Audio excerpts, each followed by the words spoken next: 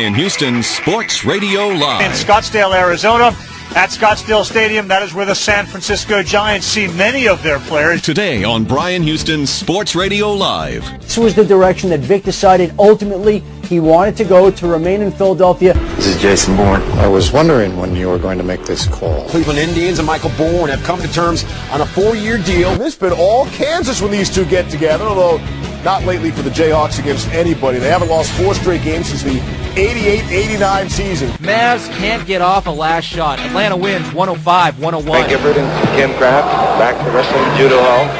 And Dan Gable, our brightest hope for a gold medal at 149.5 pounds. On 99.3 Talk FM. You got a wicked shimmy up here. It's Bryan Houston's Sports Radio Live. You have no idea what you're dealing with. Here's Bryan Houston. That wicked shimmy's part of Mardi Gras, by the way. The wicked shimmy, well, you know. Yeah. It's kind of like Hawaii, except they're wearing a little bit more. Well, sometimes yes, sometimes no. Because you explained, you know, in the first hour about... And that woman that's built like an offensive lineman that continues to want to show you her assets. Yeah. Where you on the balcony. Where you say, no thanks. But speaking of, I mean, here's a guy right here, I guarantee you that probably saw more of that than he could even stand while he was in New Orleans for the Super Bowl. With us right now on the APEC VIP hotline, cutting-edge training for the serious athlete, apecgo.com. Joining us right now from 1310 The Ticket, Donovan Lewis. How you doing, Donnie? I am fantastic, Bryan. How are you, sir? Doing well. I was just saying, you know, this is Mardi Gras, and, you know, you walk down the streets, Bourbon Street and the French Quarter and all, and you look up on the balcony, and you always look at the one that looks like an offensive lineman, and that's the one that always wants to raise their shirt up. I mean, how many times did you see that while you were in New Orleans now?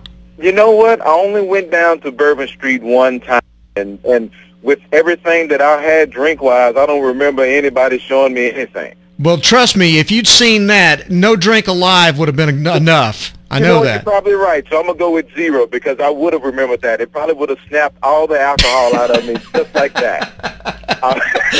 It would have, brother. Let me assure you. Having been to the Super Bowl, have you had any desire to ever go to New Orleans for Mardi Gras? You know what? You always hear that you always have to try something once, and I've never been for Mardi Gras, so I wouldn't be opposed to that at all. I know it's just absolutely bananas and crazy, but you know what? I'll try it. Why not? Okay, fine. You know, you just go out there and get sprayed by a hose, get run down by a few horse cops, and you know, it'd be great. You'll have a blast. That sounds like a Saturday night to me. There you go. A typical Saturday night. Typical Saturday night. Yep. All right. I was asked this question yesterday. Okay. And thought I would speak to someone about this who probably is much smarter than I am about this. But the guy asked me if the day ever does come, you know, like Christmas in September or whatever, when Jerry Jones finally lets go of the reins and hands it off, what would happen? What kind of a guy would Stephen Jones be as the man in charge? Would it be just more of the same, or would you actually kind of see somebody? Would it be like a Jim Irsay thing where he took over for his old man who was nuts and crazy, and he turned out to be a really good owner? What do you think? Well, that's the $1 million question right there. You just never know. You think you have it bad until something happens, and the other person steps in, and it can get worse. I mean, how it can't possibly get worse. Well, it really could. You know what? I'm glad you brought that up. I had a conversation with someone Saturday, and you know, it's always talking about the Cowboys when you're kind of sitting around shooting the breeze or whatnot. And the one guy was really, really down on Romo, and he said, you know what? They need to cut him. They need to get him out of here and bring someone else in. And my question was, well, who? Who are you bringing in? And the guy responded with anybody. I don't care, anybody. I said, well, okay, well, then you will endure a couple of 5 and 11 seasons. You're fine with that? Well, as long as you're developing young talent, then I don't care about that. And I'm thinking that's crap. That's crap with the Super Bowl or bust mentality that they have here in Dallas. There's no way anyone around here will accept a team going 4-12 or 3-13 because they're building things around here. That's not going to happen. That's not going to fly. That's not going to fly with Jerry. That's not going to fly with the fans. That's not going to fly anywhere. So if and when you can tell me who's going to come in and be a better quarterback or a better situation than Romo, then you got to go with what you have, right? I mean, this argument lasted about 45 minutes, and it was back and forth. It was really childish sometimes. You know, that's how it goes. But no, it's just find me a better option, and we're fine. If you say just put Kyle Orton in, okay, well, you want to go 4-12. Yeah. Well, just draft a rookie and then bring him in and just have him start. Well, who? It doesn't matter. Well, yes, it does. That's the whole point. It really does. So I think every football team around wants to win as many games as possible. I think that's the absolute goal of every team out there. And if that's your goal, then you got to put your team in the best position to do that. And the best position to do that, yeah, I know a lot of people might not want to hear that, is with Romo. It's that whole backup quarterback syndrome, I call it. Everyone thinks the backup quarterback is the greatest thing in the whole wide world because he's not out there doing anything. He has the hat on, his uniform is clean, and he's holding the clipboard. Until that backup quarterback gets on the field and starts stacking everything up, and the heck do we want him out there for? So now that goes back to Jerry Jones. Okay, Jerry Jones has been really, really bad here the last few years, and I do get that. But you have him hand over the reins, and the wrong person gets those reins, and good gosh, you just don't know what's going to happen around here. So it's almost always those be careful of what you wish for situations, because if you want him out, okay, he's gone. My goodness gracious, who the heck is running this team now and runs it into the ground? Now, we just don't know those situations. So sometimes life's about taking chances, and that's what it's all about. You go out there and you take a chance, and you hope that the next person does this thing the right way, and that's all what we're hoping for. But you know, and I know, that Jerry Jones is going to outlive every single one of us. He'll be 120 years old sitting in the owner's box, running his team and being the GM of this team. We all know that's going to happen. He sold his soul, Bryan, and you know this. I know. He sold it to get that stadium in Arlington because that's the only way that whether the Super Bowl acted like that was because Jerry sold his soul to get that stadium. Wouldn't you have loved to have been in there for that conversation? I'm telling you, man. They had the Super Bowl commercial where William Dafoe, I believe, played a devil. He tried to get the guy to sign his soul over to get that Mercedes. That's what happened when he got that stadium, I'm telling you, because the Super Bowl happened, the weather was jacked up. The All-Star game came to Cowboy Stadium, and the weather was jacked up. So this is big event that's going to happen at that stadium. Something's going to happen. This is the work of Satan. I'm going to call it right now. Book it, write it in pen. You can't erase it. It's the work of Satan. All right, very good. And by the way, for the guy, you want the argument where he goes, well, just get me anybody but Romo. Well, Anthony Wright, Quincy Carter, Ryan Leaf, Clint Sterner, Chad Hutchinson, there you go. Vinny Testaverde, Drew Henson, Drew Bledsoe. There you go. That's anybody. And what happened when those anybody's quarterbacked this team? 5-11. There you go. And I know, and I'm not a Romo apologist. I don't think I am. But, and this ball, you know what, you might hang up on me when I say this, but they were a game away from the playoffs the last 2 years. I know Romo's made some horrible decisions, and he's played some really bad football here the last 2-3 years. But it seems as though every year they're right in the thick of things, playing meaningful football in December. And with the talent that's on this team assembled right now, isn't that all you can ask for?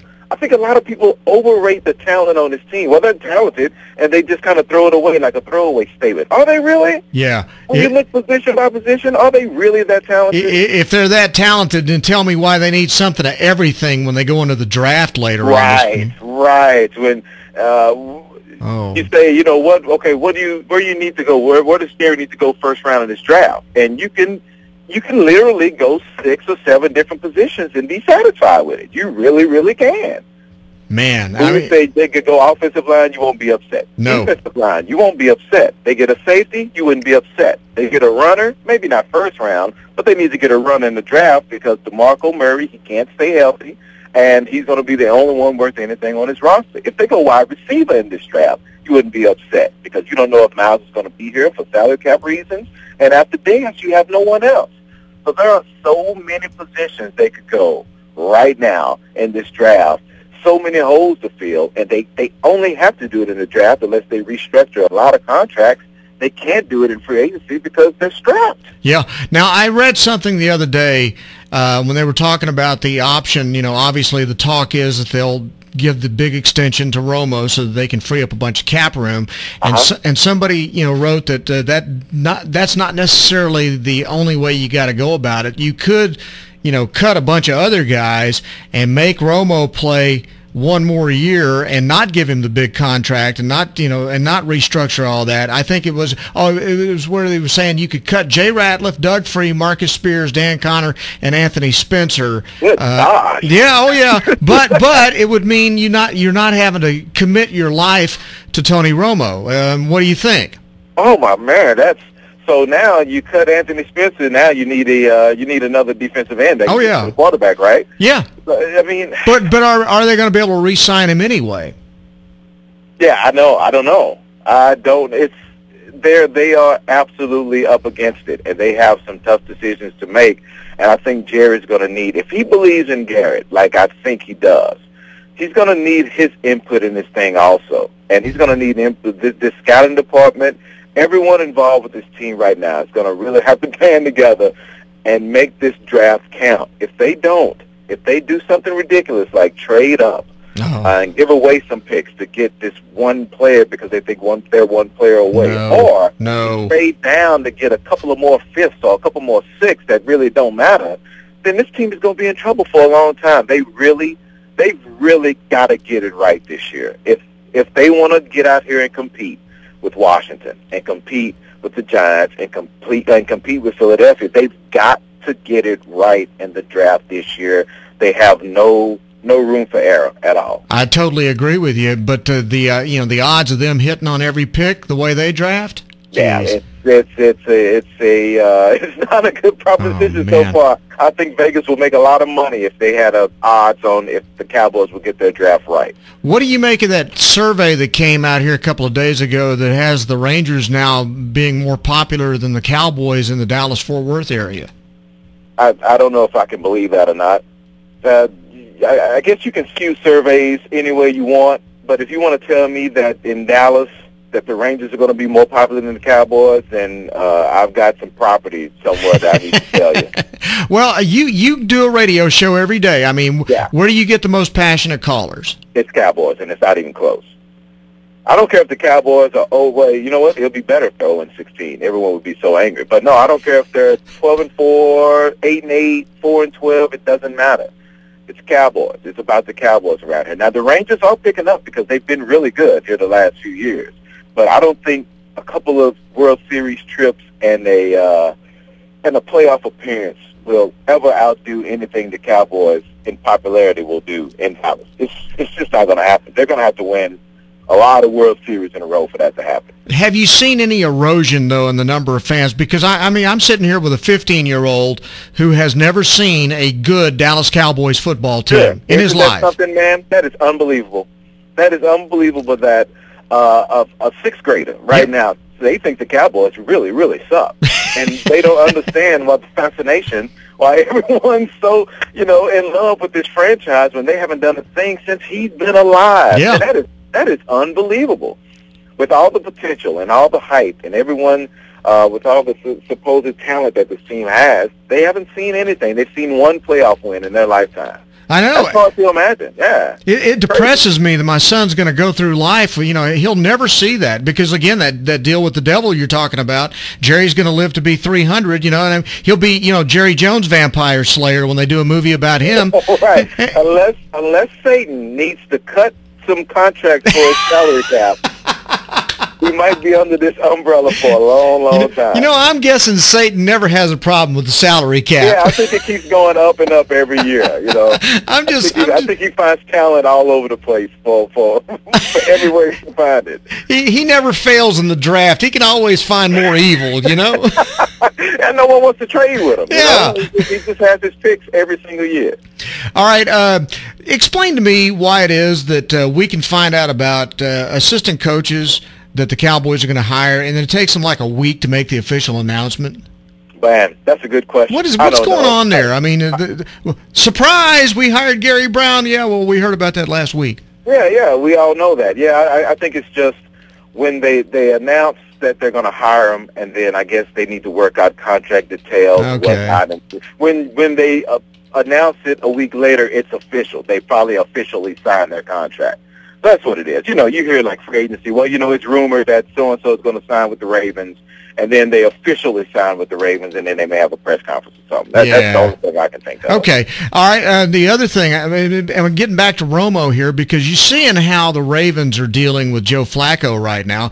And, there's talk right now, and Ozzie Newsome is as good as there is in the business as far as putting together a football team and managing the cap and finding talent. And there's still, a possibility that Flacco might get franchised or something. They're not going to just go all in on this without really doing due diligence, which is why I get back to what I was talking about earlier.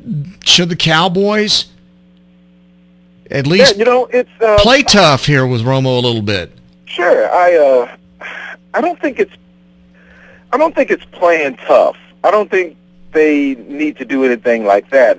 They just have to realize, and I think Baltimore is realizing that, Flacco went on an amazing run in the playoffs. 11 TDs, no picks. That's beautiful. That just doesn't happen again. But through the year, 2012, he threw 22 touchdowns in the regular season in 16 games. So you're telling me that's a $20 million quarterback? He's cool. Joe Cool, I get it. And he led you to a Super Bowl. I do get that. But we always talk about Jerry Jones paying someone too soon, paying them really, really big money too soon. And while Flacco is a good quarterback, just one playoff run where you played amazing football guarantee you a $20 million a year deal? Man, I don't think so. They won a Super Bowl with Trent Dilfer, man. They found a way to win a Super Bowl with Trent Dilfer. Now they won one with Flacco. And like I said, I'm not taking anything away from that dude. But when you start naming the really good quarterbacks in this league, you're going to start going down a ways before you get to Flacco. And that you get a ring that's cool, and your numbers, I guess Baltimore's a different system, and he's not going to go out there and throw for 5,000 yards and 50 touchdowns. But, man, I think that's what you need for a $20 million a year quarterback. And I think it's really smart to franchise him. Guess what? Do it again, Flacco. And if you do, okay, I'll pay you your money because you've earned it. Now, see, Jerry would go the opposite way and say, well, I don't want to make him mad. No doubt about it. We want to show him love. He's done it with a lot of players. He did it with Marion Barber, paid him too soon. Miles Austin, he paid him too soon. I might even tell you Romo, he paid him too soon. Let them do it a year or two, especially if you have the time. Don't rip up a contract and give him a new one. Let him play it out. Now, Flacco's in a unique situation because he's a free agent, and he peaked at the right time. And there's nothing wrong with that. You know what? I will never, ever, ever talk bad about anyone who's earned their money. And he played well at the right time, and good for him. Get everything you can, especially with these non-guaranteed NFL contracts. But, hey, I would not mind at all franchising him, giving him a one-year deal, and if he does it again and he's Joe Cool and he makes it happen, I will gladly give you 5 years for $100 million, partner, because you earned it. And good for us, because if you did it again, we have another championship, and we're working on a dynasty here. Life is good. All right, yeah. What'd you think of the Eagles signing Michael Vick for another year? You know what? I think a lot of people kind of laughed at that, but Chip Kelly might bring something out of him. And Vick's not a bad quarterback. I don't think he deserved $200 million contracts. But with that system that they're bringing in and what they need, I don't see anything wrong with that at all. $10 million, if it doesn't work out, you send them about your way and you have someone else. So, hey, I think it's trouble for the other teams in the East. If Vick gets going under Chip Kelly, I think that could be something. Man, there are going to be a lot of mobile, fast quarterbacks in this league in the East. Isn't that something, man? You have to deal with RG3 twice, and Vic, if he wins the job and he's productive twice, and then just throw in Eli Manning just for the heck of it. Yeah. And that's why you've got it. That's why when we talked about earlier, you've got to get this thing right this year, and you've got to make it happen, because if you don't and you start doing some of the bad things you've done in the past, you could easily be in the cellar of the NFC East, and that will just make everybody go bananas. Now, the one thing I do know about the Devil is that he lies and cheats, so he certainly could renege on a deal with Jerry. You got anything to offer? I don't know if I have anything to offer him. I know I would offer him my hat, but it's pretty hot down there, and he doesn't need it to keep his head warm. So that's about all I have. Well, yeah, I got nothing either. So I guess his deal trumps ours then. All right. I would give him a candy bar, but he wouldn't be able to eat it because it'll melt. I don't know. He'd get all over his hands. It'd be messy. Yeah, no doubt. He'd be even more upset at me. So, no, I have nothing. All right. Hey, Donovan, great to talk to you, man. Thanks very much for coming on as always. My pleasure, man. We'll talk to you next week. Good talking to you. Donovan Lewis from 1310 The Ticket on Bryan Houston Sports Radio Live on 99.3 Talk FM.